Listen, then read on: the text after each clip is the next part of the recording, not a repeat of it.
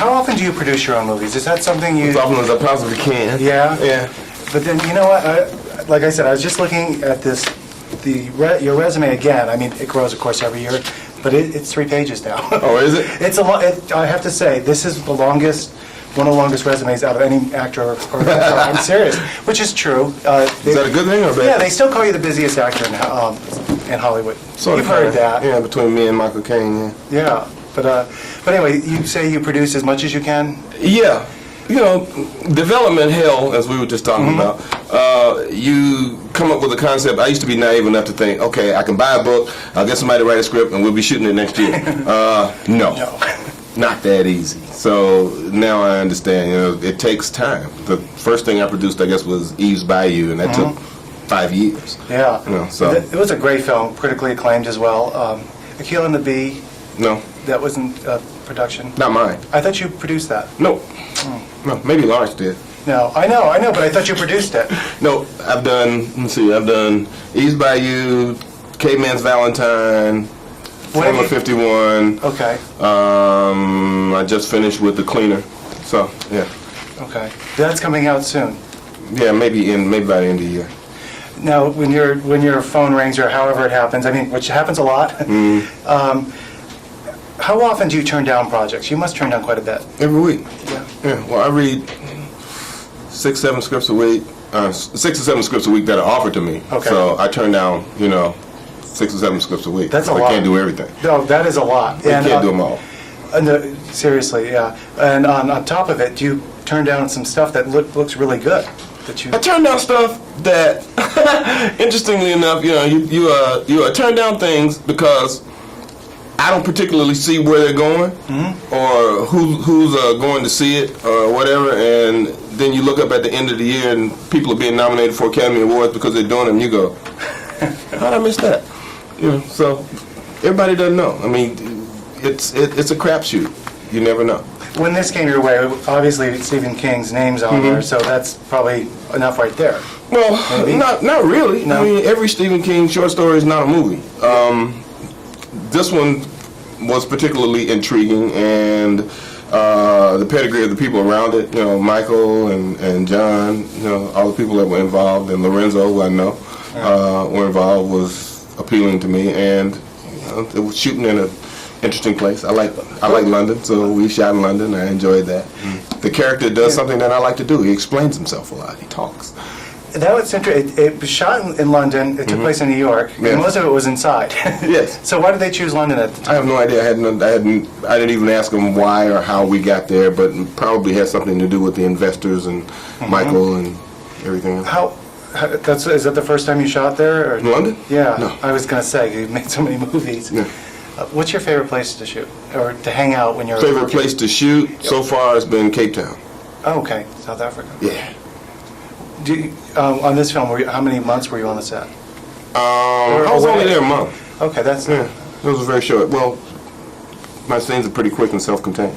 A lot of people are starting to understand a lot of movies are not shot in Hollywood on sound stages anymore. You're always in Prague or whatnot. I mean, you must be on the road all the time. Well, that's something everywhere. I mean, there's lots of places to shoot movies, and different states offer tax incentives. Like now, Louisiana is a big state for people to shoot, and now Connecticut's joined that. And there's a lot of people shooting in Connecticut. Different countries do the same thing. Canada did that for a while. That's why there was that great Canadian flight, because they offered such great tax rebates, and the American dollar was strong against the Canadian dollar, which has changed. So their dollar is a little stronger now, so people don't shoot so much up there anymore. You're starting on shooting Louisiana, isn't that correct? I just finished. That's the one you just finished. Is that The Cleaner? Yes, I finished the Cleaner was shot in Shreveport. Okay, that's another place that's becoming a big film. What was the incentive for you? You're the producer, so you had that was your decision, right? Well, no, it wasn't my decision. No, it was the financiers. The director went and scouted it. There are places that look like New Jersey because it's supposed to be New Jersey, so you can make it look like New Jersey. There were like 6 or 7 films being shot there when I was there. Yeah. It was right after we left. Totally. The Katie Holmes, Queen Latifah, and Diane Keaton movie came in, and then there was a Martin Lawrence movie. that was coming into town. Frank Darabont was coming into town to shoot The Mist. Harold and Kumar go to White Castle. Part 2 was shooting there at the time. So lots of films going on in Shreveport. It's becoming like And Hollywood it's, too. and it's, Shreveport's kind of like Vegas. It's got a huge gambling strip. That's like 8 casinos, huge casinos, hotels. Now, you were saying your scenes were self-contained, so you didn't even really, you had a couple scenes with John. Yeah, most of them in my office, another one in the elevator, and one more kind of in the hallway. That's pretty much it. How do you describe your character when people ask? He's kind of, is I he, describe him as a hotel manager. he's beyond that though. I mean, if you, Really? there's a mystique, there's something, is he behind this force? Well, a hotel manager should have a mystique. He has an air of majesty.